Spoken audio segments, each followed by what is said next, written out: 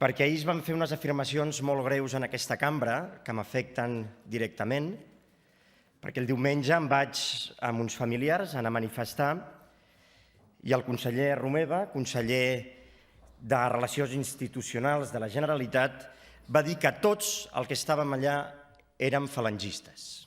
No hi és el conseller Romeva, però el grup parlamentari va aplaudir amb les orelles, tot el grup parlamentari de Junts pel Sí.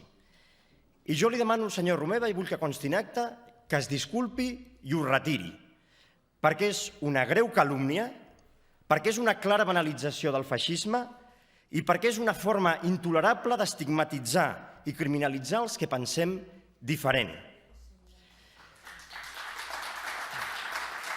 I això fomenta que, per exemple, i acompanya que la Universitat Autònoma estiguin corrent whatsapps als grups de classe demanant l'expulsió de joves de societat civil catalana.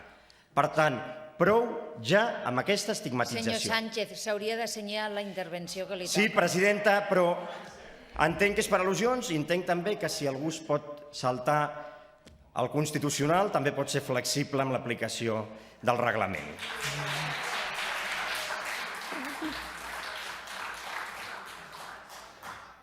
Perquè, clar, alguns han pensat que la desobediència podia anar només en una direcció, però el problema d'obrir la porta... En aquesta cambra s'ha complit sempre el reglament.